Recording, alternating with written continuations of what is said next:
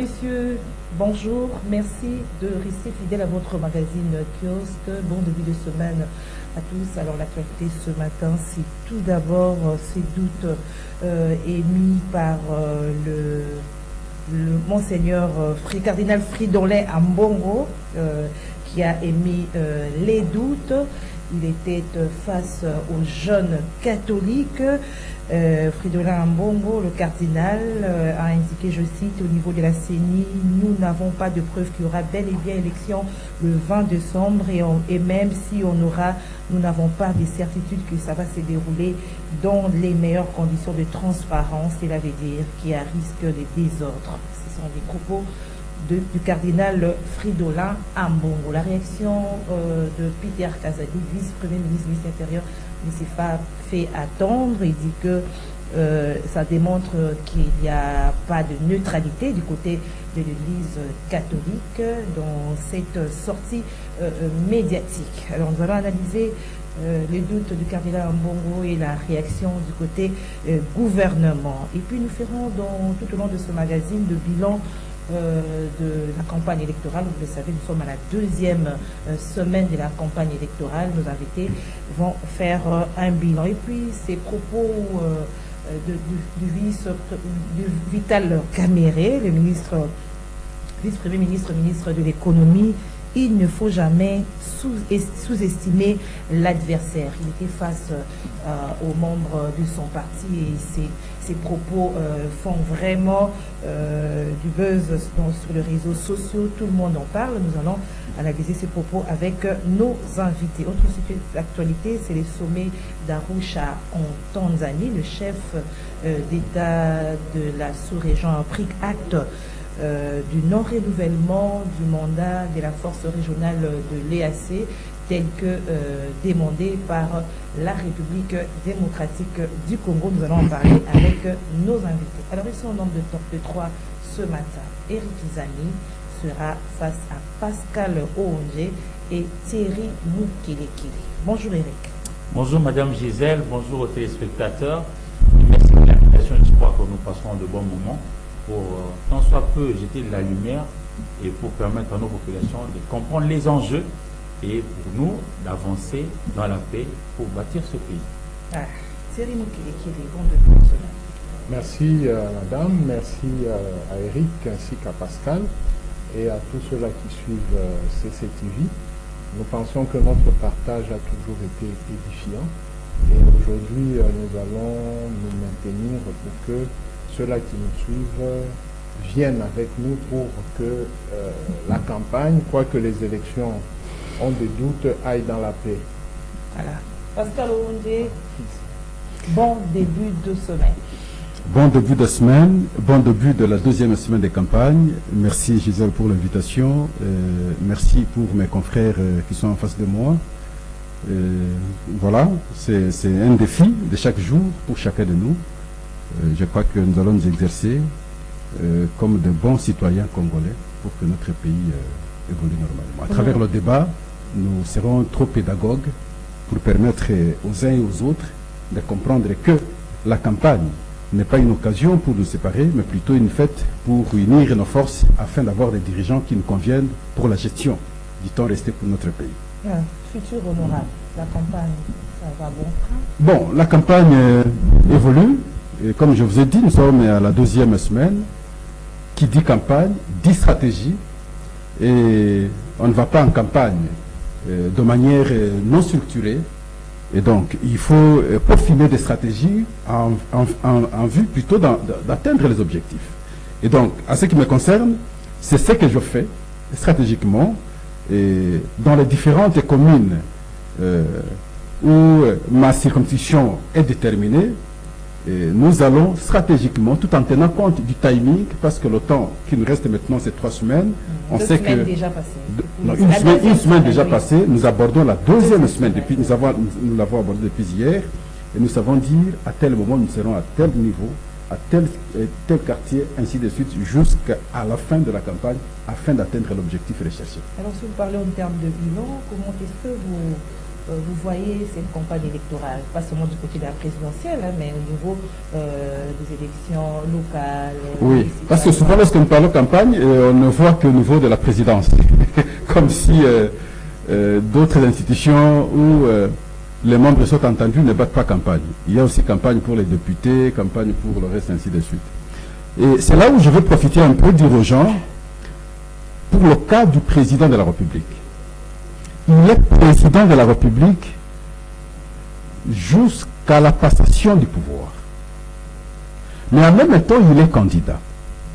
Pendant qu'il bat campagne, cela ne voudrait pas dire qu'il n'est plus président de la République. Il est président de la République.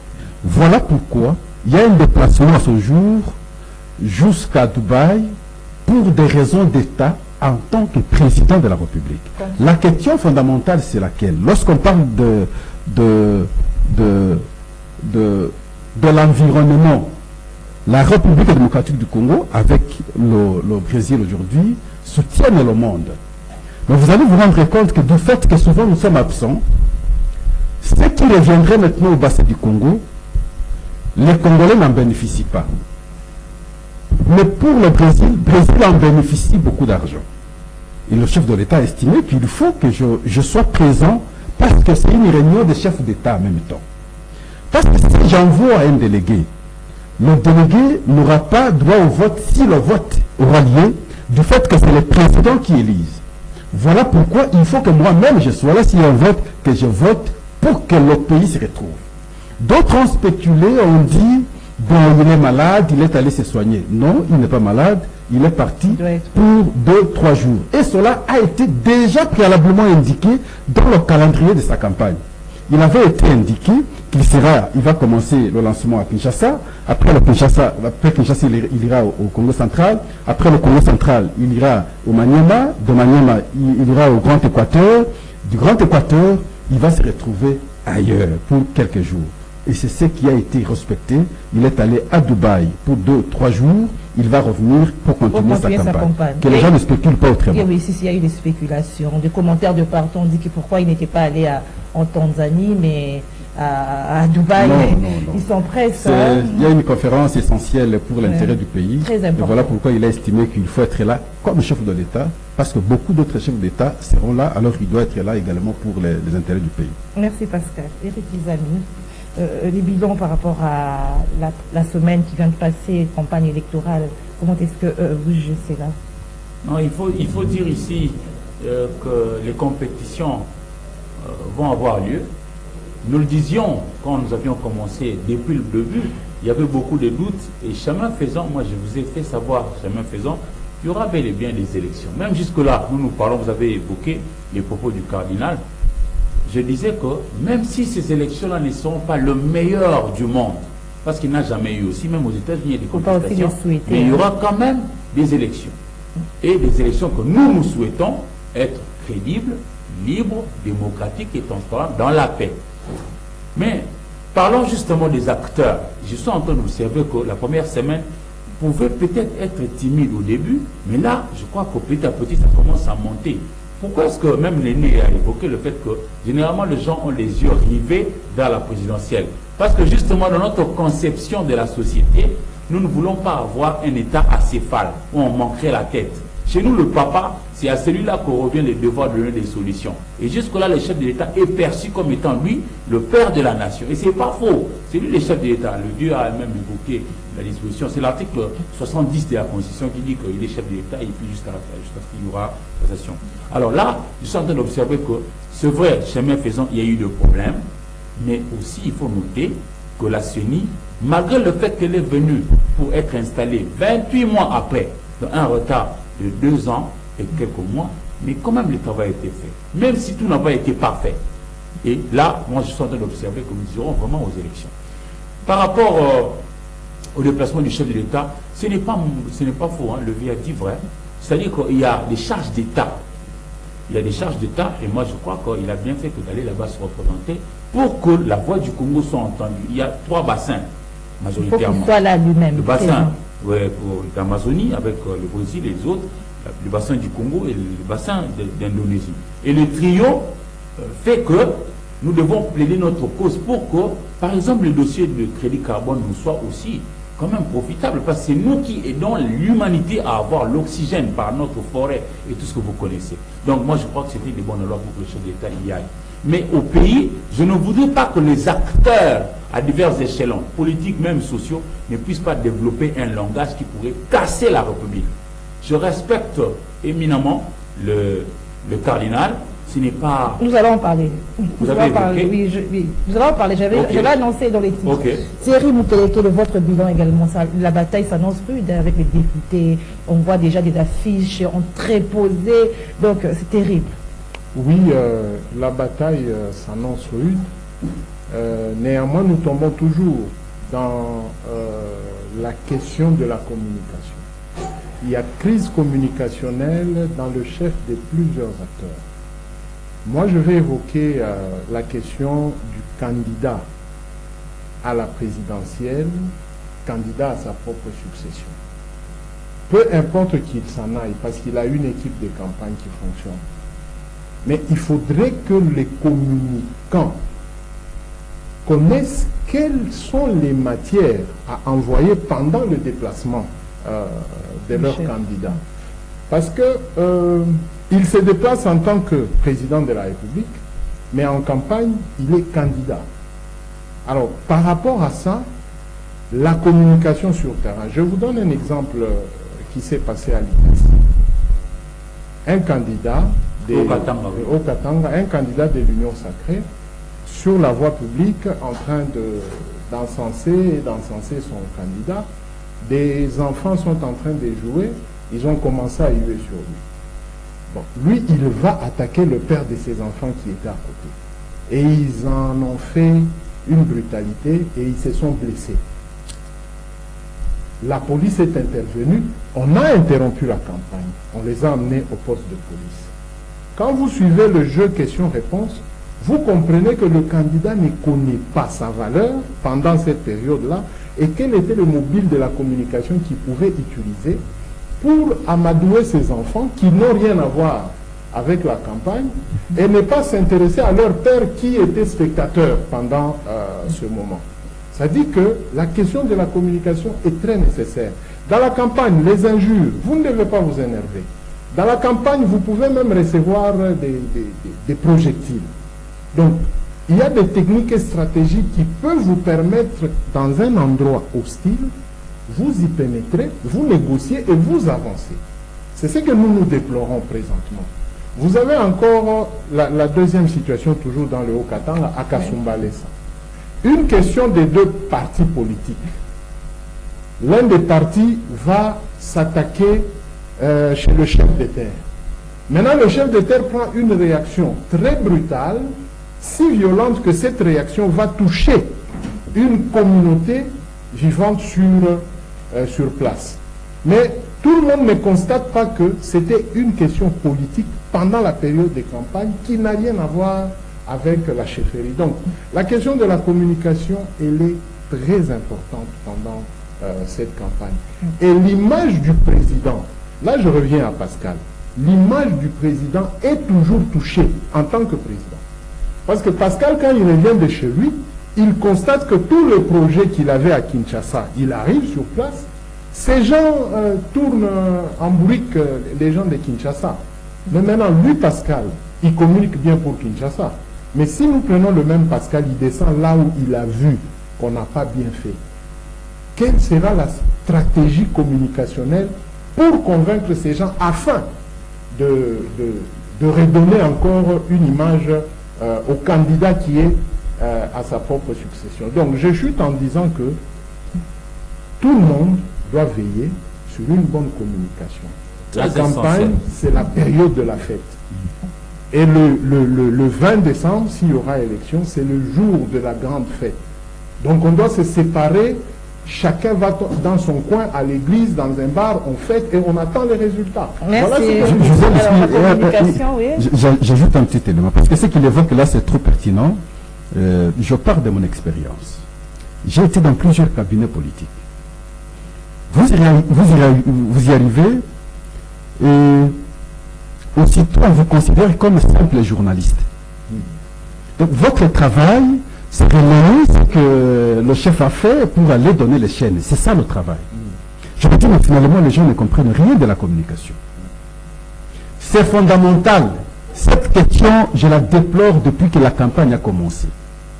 Les gens ne savent pas différencier la simple information de la communication. Les conceptions stratégiques, j'ai parlé au début ici, lorsqu'on parle de la campagne, on parle de stratégie. C'est un communicologue qui les conçoit parce que il s'agira maintenant de l'image à vendre auprès des consommateurs. Mais il faudrait que votre produit soit différent, soit plus apprécié que les autres.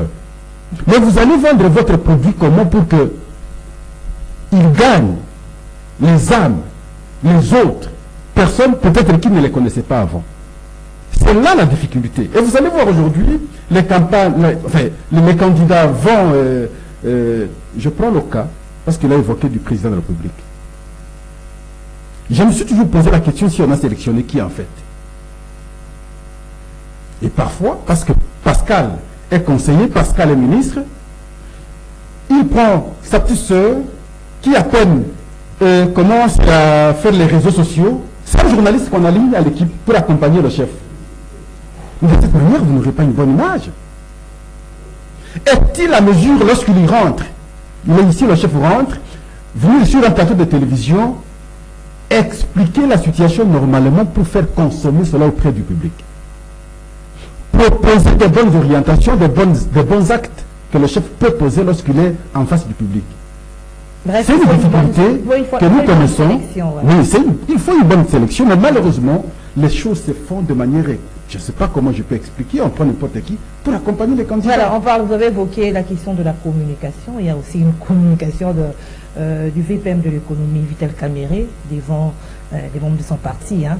Et il ne faut pas sous-estimer l'ennemi. Ils ont été, quand ils sont venus... Non, l'adversaire. L'adversaire, voilà, merci. Il ne faut pas sous-estimer l'adversaire. Voilà.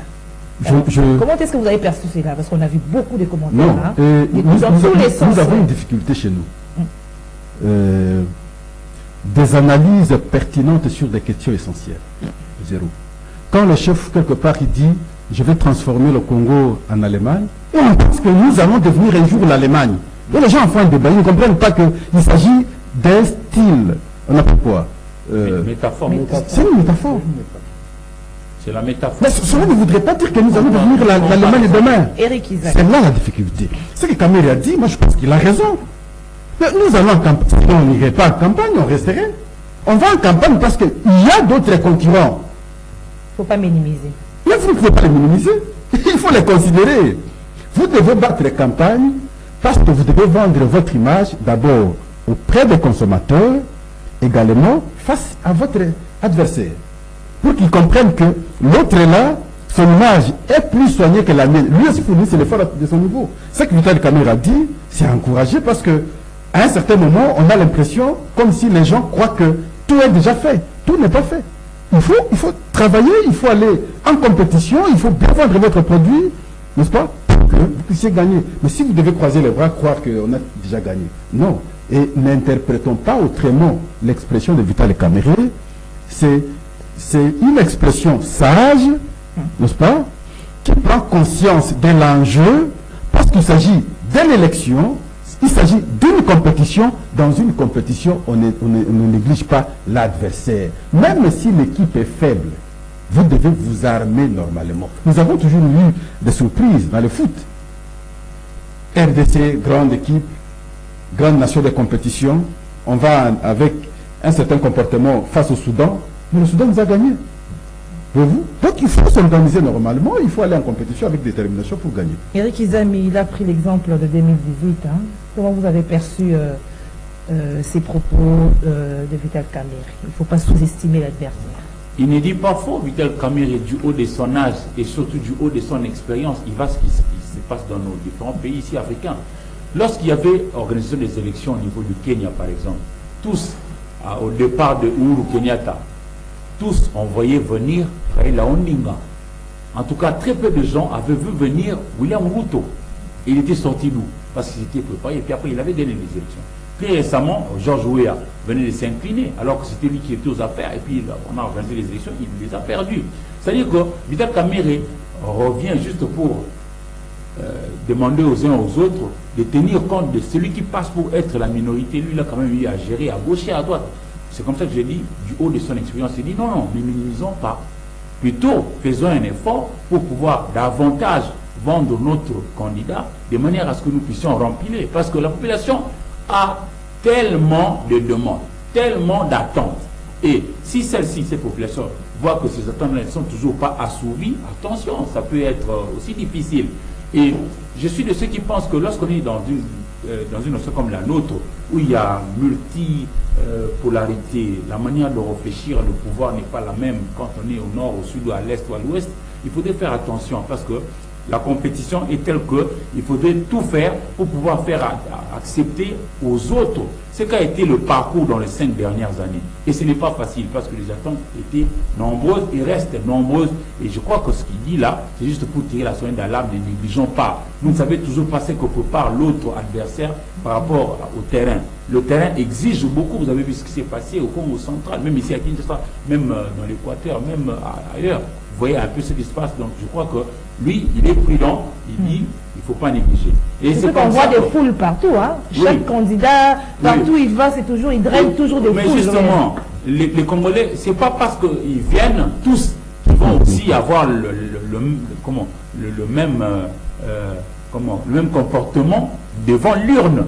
Non, peut-être qu'ils viennent pour vous écouter davantage, pour savoir qu'est-ce qui a été bien fait, qu'est-ce qui n'a pas été bien fait, comment, pourquoi, etc., pour comprendre, et puis avoir la bonne jugeote pour qu'ils puissent s'exprimer au moment venu. Et c'est comme ça que j'insiste que le langage doit être celui qui nous consolide. C'est vrai, nous sommes en campagne.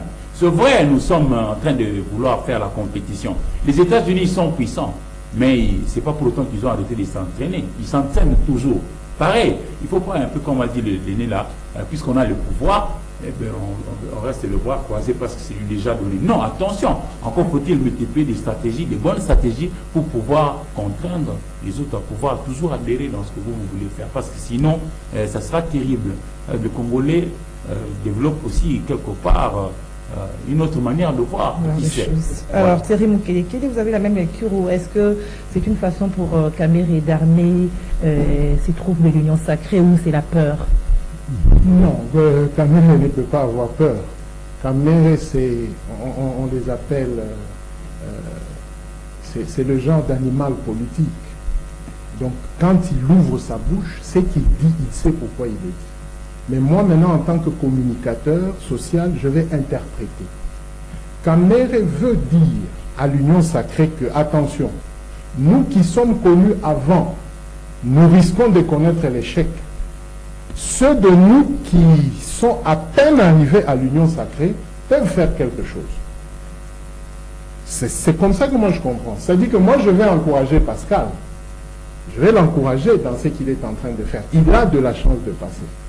Parce que lui vient, il n'a pas un bilan à présenter. Il vient pour proposer ce qu'il pourrait faire quand il sera à la Chambre. Mais les autres qui étaient à la Chambre, quelle est la question de la foule? Les autres qui étaient déjà à la Chambre, la foule veut savoir qu'est-ce que vous viendrez faire. Parce qu'avant, vous avez fait quoi? Qu'avez-vous fait avant? Vous comprenez? Alors, l'adversaire de qui Kamerhe fait allusion, il ne pointe pas du doigt, non.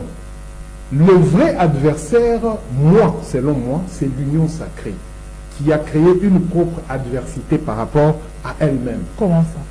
Les assurances, il en a fait allusion, Eric a fait allusion. Donc vous êtes trop plein, vous êtes sûr, c'est une adversité. Vraiment, vous regardez les autres d'en haut. Mais je vous dis,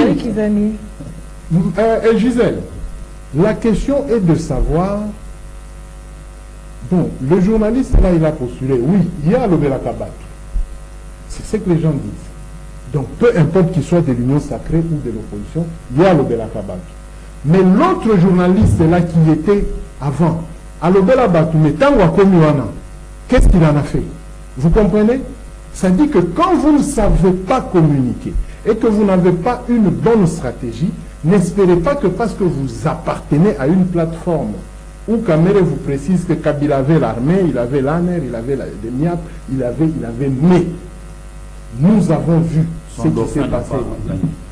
Donc, il faut comprendre que ce n'est pas l'armée, ce n'est pas l'ANER, ce n'est pas la DEMIA qui va amener les gens aux urnes pour voter.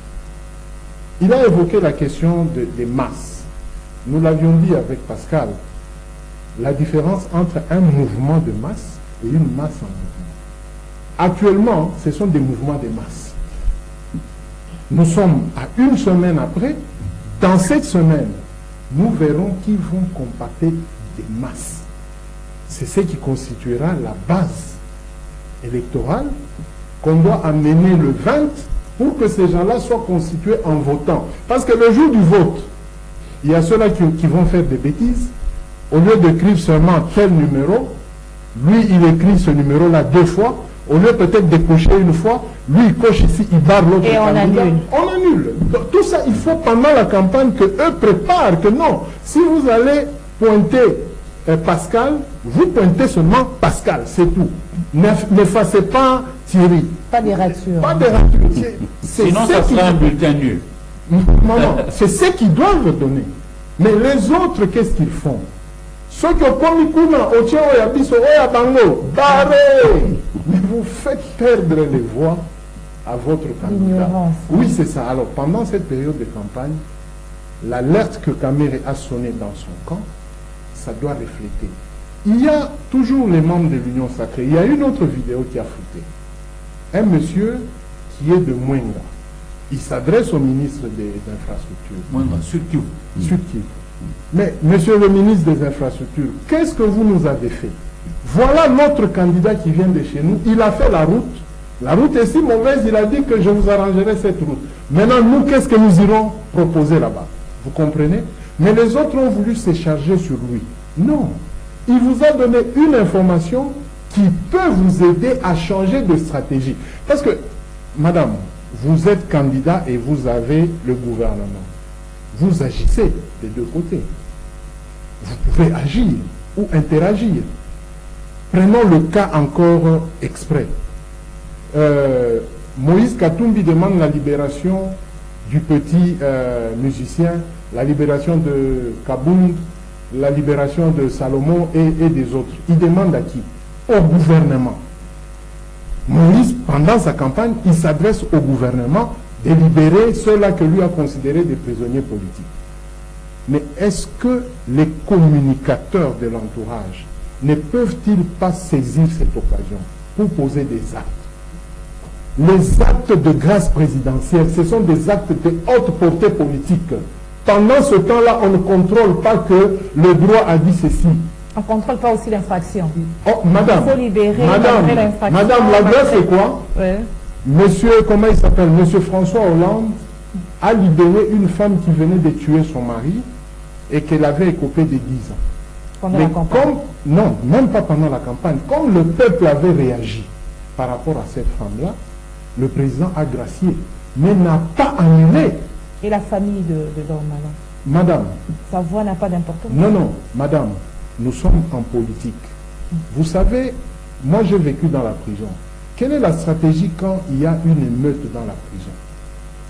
On ne tape pas sur les émeutiers, on les laisse. On négocie avec. Et finalement, on les enferme. C'est ça la stratégie. Quand vous allez taper, c'est vous-même qui venez envenimer la situation.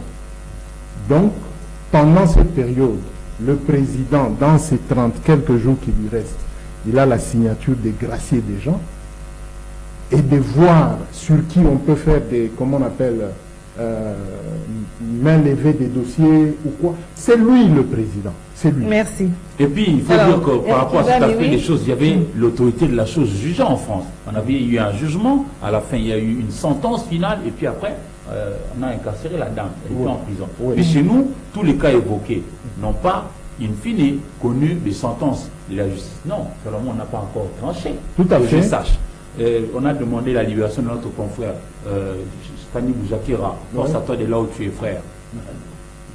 toujours pas de traiter sur la chose jugée. C'est-à-dire, Merci. il y a des choses comme ça. Mais c'est comme ça que nous plaidons à ce que le langage de nos leaders soit un langage qui ne casse pas la République. Attention, la communication est très importante. Nous insistons. Parce que moi, si je te dis bonjour, c'est vrai, ça a une petite ampleur. Mais si c'est le chef de l'État qui te dit à toi, madame, bonjour, c'est pas, c'est le même mot, mais l'intensité n'est pas la même. Et c'est comme ça que, évoquant le cardinal notamment, je partage sa prééminence, c'est pas un monsieur lambda, c'est le cardinal. C'est Alors pas nous entrons n'importe directement dans ce Oui, sujet, justement. mais c'est pas avec vous, Eric. Ok, Pascal allez-y. Wunsch. Allez-y. Le Allez-y. doute, les doutes du cardinal, doute au pluriel, hein, quant à l'organisation des élections le 20 décembre. Le cardinal, j'avais lu tout au début ses propos. Je reviens à la question, mais je pense qu'en ce qui concerne la grâce, il faut qu'il y ait des condamnations. Lorsqu'il y a de verdict de la justice, à ce moment-là, que le chef de l'État, par après, peut prendre les grâces. Mais vous êtes interpellé, vous êtes encore là, la justice suit encore son cours normal, mais il ne peut pas. Il faut attendre jusqu'à ce que la justice décide sur votre sort. À ce moment-là, la grâce peut s'en suivre. De mon point de vue, c'est cela la procédure. Pendant la campagne, nous devons aussi le dire, il faut éviter la corruption. C'est interdit. Même après. Je peux me limiter à aller avec mes t-shirts, mes képis, je ne sais pas quoi encore, c'est fini. Mais je ne peux pas aller avec des mousses pour aller distribuer, non. Des gens souffrent tellement que... Excusez, il y a un temps. Ouais. Pourquoi seulement pendant ce temps? Vous avez avant novembre, vous aurez après novembre, ou après décembre. Vous pouvez aller avec des mousses, distribuer, vous pouvez aller avec des draps, ainsi de suite, vous pouvez le faire. Vous ne pouvez pas attendre seulement pendant la campagne. Ce cas, je l'évoque parce qu'il y a un candidat, je vais citer ici Moïse Katumbi, qui est allé avec un lot de mousse pendant la campagne. Non, ça c'est la corruption, c'est interdit. Et il est allé pour remettre nos réfugiés, enfin, qu'est-ce que je dis, nos déplacés de l'Est. Mais on a eu tout le temps, ils pouvaient le faire, c'est pas aujourd'hui. Ça s'appelle corruption, c'est interdit pendant la campagne. Je vois les gens intervenir sur une telle question, je comprends qu'ils ne comprennent rien. Nous devons leur dire à travers votre plateau que ça ne se fait pas pendant la campagne. Je ne peux pas apporter des matériels pour aller remettre à mes électeurs. C'est une corruption, c'est interdit. Beaucoup les font, hein, alors Mais c'est interdit, c'est pas pour ouais. aller avec des trucs élémentaires pour la campagne. Vous avez vos t-shirts, vous avez vos ceci, vous remettez. Vous ne pouvez pas aller avec de tels produits en campagne. Même les képis aussi. Non, même tout ça c'est interdit. Alors maintenant, le cardinal Ambongo, je l'ai suivi attentivement du début jusqu'à la fin. Mais simplement, moi, parce que je connais l'homme, parce qu'il a été mon évêque dans notre diocèse. Même si les souvenirs de la séparation n'ont pas été bons. Et il n'a jamais été apprécié dans mon diocèse, le diocèse de Kolé. Ah bon? Ah oui, il a toujours été considéré comme le plus mauvais parce qu'il a mis le diocèse dans des conditions très difficiles après. Les finances et le reste, allez-y comprendre. Et quand vous évoquez cette question chez les sœurs, chez moi, le diocèse est collé, les sœurs religieuses. Il y a eu un rapport dans mais ce il y a sens-là. des conflits entre elles et là. Pascal Orange, il y a eu un rapport dans ce sens-là. Les femmes là, les sœurs religieuses là, il y a trop de conflits entre elles. C'est entre ici que vous allez me comprendre. Et alors, je l'ai suivi. Il y a un moment où il n'intervenait plus. Il intervient, oui, comme un prélat, pour avertir, sinon pour alerter ce qui pourrait arriver. Est-ce qu'il est parti de l'expérience des élections de 2006, 2011, 2018? Il est vrai, 2006, nous avions eu des tensions pendant les élections. Et après, 2011, pendant les élections, et après, 2018, il n'y a pas eu grand-chose. Mais je veux rappeler que c'est la première fois, cette fois-ci, que le cardinal ne sait pas reconnaître, qu'on ait une campagne très apaisée, où les candidats sont libres de battre leur campagne. C'est la première fois. Et ça, c'est une exception. C'est de cette manière qu'il faut encourager, en tout cas les chrétiens, à garder le cap pour que nous ayons finalement, lorsque nous irons aux urnes, que nous ayons un moment tranquille aussi. Et ça, c'est l'actif du président de la République actuelle. Je m'en souviens à l'époque, Étienne Tshisekedi, bloqué en Afrique du Sud, 2011, Parce qu'il ne pouvait pas avoir l'avion, il voulait venir avec son avion battre campagne. L'avion a été interdit en 2011. Et il est venu, vers la fin de la campagne, il a battu campagne. C'est comme ça qu'il avait même lancé à son temps le message tel que « Arrêtez-moi, celui-là, vous l'amenez ligoté, ainsi de suite ». L'avion a été bloqué. Mais ici, on a libéralisé. Nous sommes dans une quiétude terrible et c'est ça qu'il faut encourager. Mais tout en encourageant, c'est là où il doit avoir maintenant raison. On ne peut pas ne pas aussi alerter. Parce que les candidats, nous sommes dangereux. Parce que nous opposons nos communautés inutilement, comme si c'est la fin du monde, la campagne et les élections. À travers nos discours, nous opposons nos communautés. Et dans ces communautés, il n'y a pas autre personne que les chrétiens. S'il y a des chrétiens catholiques, lui alerte les chrétiens catholiques que vous devez être prudents. De ce point de vue, je l'encourage.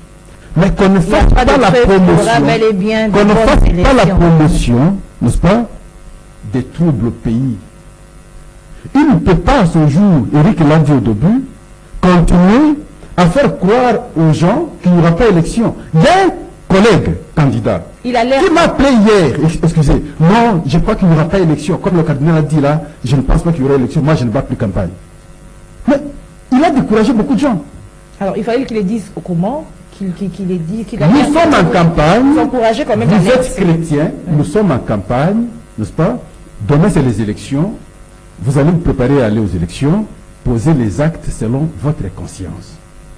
Évitez les troubles, n'est-ce pas? Ayez un comportement citoyen, parce que la campagne ne peut pas nous opposer. Et c'est tout. Est-ce que lorsque vous avez vu les images de Martin Fayoulou avec Tshisekedi, la fois passée à la Commission électorale nationale indépendante, ça ne vous a pas dit quelque chose? Ça ne vous dit rien. Lorsque je vois Jean-Pierre Bemba avec certains membres de Kaboul hier, aujourd'hui, ils s'assoient ensemble, ils rient, ça ne vous dit pas quelque chose? Et parce qu'aujourd'hui ils sont en campagne, et nous voulons croire qu'ils sont des ennemis, et donc ils ne vont pas s'attendre. Ils vont s'attendre, ils sont ensemble. Il s'agit de la campagne. Et les chrétiens doivent comprendre cela, avoir un comportement qui soit plus équilibré, à pouvoir influencer sur la société de manière que nous soyons un pour les élections. Eric Izami, le doute de cardinal Fridolin Ambongo, c'est pas parce qu'aussi il y a devant cette question de la liste électorale, de la cartographie, des duplicata, donc ça persiste, et puis même les questions financières évoquées par lui-même le président de la CENI. Madame, sécuritaire merci, aussi, merci de la question, et j'apprécie que le grand frère déjà embrayé. Mais eux, donc lui, le grand frère qui devient politique maintenant parce qu'il est candidat, vous devez faire davantage. J'aurais voulu que le politique congolais se saisisse de ces différentes occasions pour amplifier, afin d'amener notre population à comprendre que là où s'arrête le langage politique, devra commencer le langage social, le langage de paix, le langage de la consolidation, de la cohésion pour bâtir ce beau pays. Le cardinal a raison que de maintenir son doute. Moi aussi, je suis de ceux qui vraiment pensent à ces doutes-là. Mais les doutes doivent être seulement en éveil, ne devront pas venir jeter le discrédit à ce qui a été fait. Parce que moi, j'ai salué l'action de la CENI. Rappelons-nous, maman, on a fait, jamais faisons vous et moi ici dans des émissions. Plusieurs personnes avaient installé un doute incommensurable qu'il n'y aura même pas élection. Je suis en train d'observer que même le langage change. Je prends le cas d'un autre acteur majeur, pas n'importe lequel, parce qu'il a été président de la même CENI, Corneille Nangaa. Il n'y a pas quelques semaines ici, il avait dit que non, il n'y aura même pas élection, le 20, etc.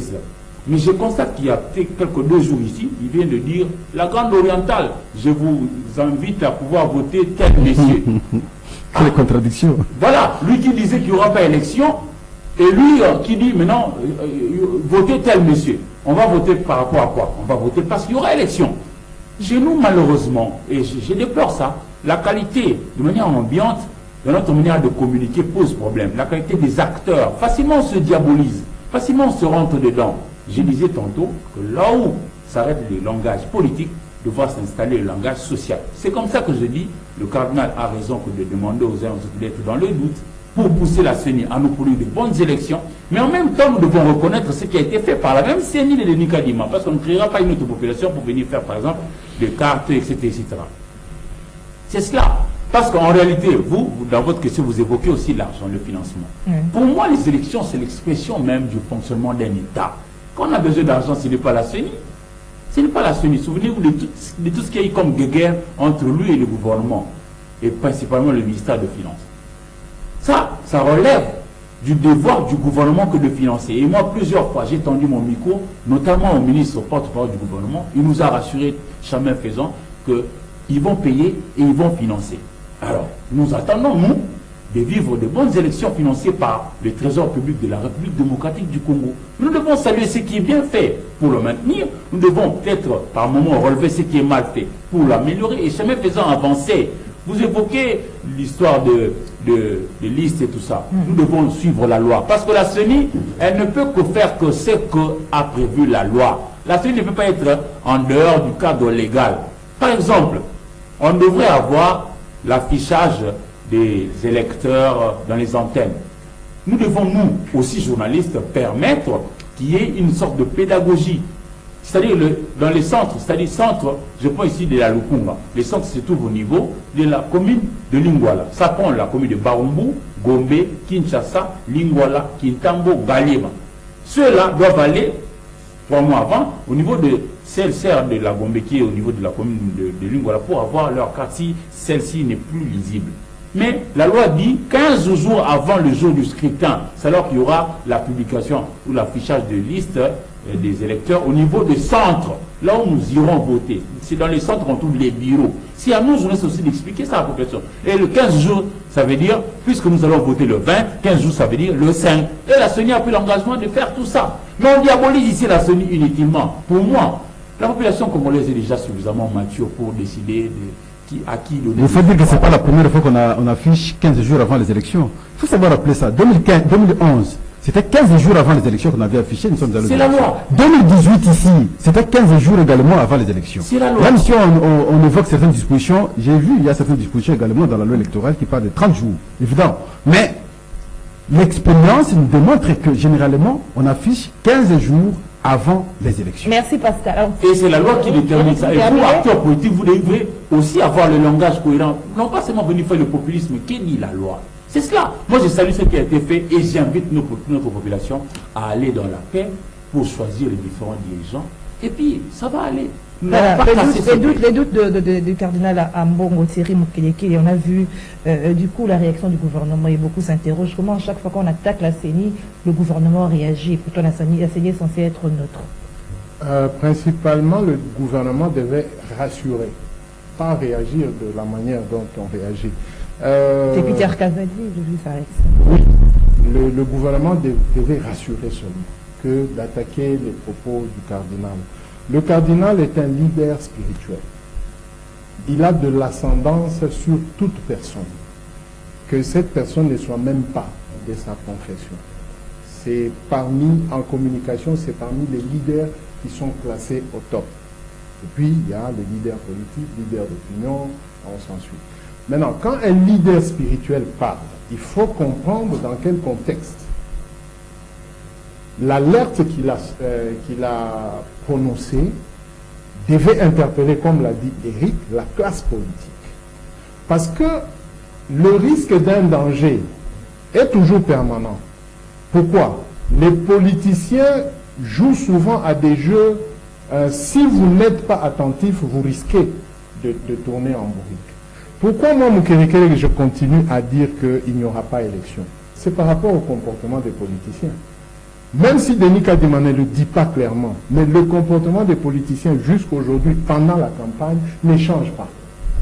Il y a des conciliambules qui se dessinent, qui se font voir, mais les autres, en tant qu'acteurs indépendants, comme Ambongo, ils voient, ils écoutent, ils sont informés. Ils ont aussi leurs fidèles parmi les gens qui peuvent chercher à tourner des choses en bourrique. Donc il ne le dit pas pour rien. Voyez-vous? Et nous aussi, nous luttons pour que nous n'ayons pas des élections à tout prix. Il faudrait qu'on ait des élections pour qu'il y ait soit alternance, soit continuation. Voyez-vous? Donc, nous luttons et dans notre communication, nous voulons vraiment appuyer sur cette question de cette alerte du cardinal, que cette alerte ne soit pas un sujet de guéguerre. Hein? Parce que vous êtes ministre de l'Intérieur et vous êtes candidat. C'est-à-dire que votre manière de parler doit avoir un certain équilibrisme. On risque de croire que vous, en tant que candidat, vous réagissez par rapport avec votre statut de ministre. Non. Lui, le ministre, quand il est sorti, il devait seulement dire que nous, le gouvernement, nous rassurons et nous assurons l'Église catholique qu'il y aura élection, il y aura ça, il y aura ça. Voyez-vous, ça éviterait la polémique qui s'est invitée. Parce que si le ministre Peter Kazadi n'avait pas attaqué les propos d'Ambongo, il n'y aurait pas de polémique. Les propos seraient restés plus dans une configuration catholique, et puis ça irait. Mais maintenant, le ministre Peter Kazadi a invité les propos de Monseigneur sur la place publique et ça peut attoler. Le ministre de l'Intérieur gère la police, gère les services de sécurité, n'est-ce pas, et protège la population et ses biens. Et lorsque il y a une personne qui donne un point de vue sur l'insécurité à venir, vous n'allez pas empêcher à un ministre d'intervenir et ajuster les choses. C'est donc dans sa compétence. Il n'est pas intervenu parce que le cardinal s'est attaqué à la Commission électorale nationale indépendante. Non, ça n'a rien à voir. Il n'a pas défendu la CENI.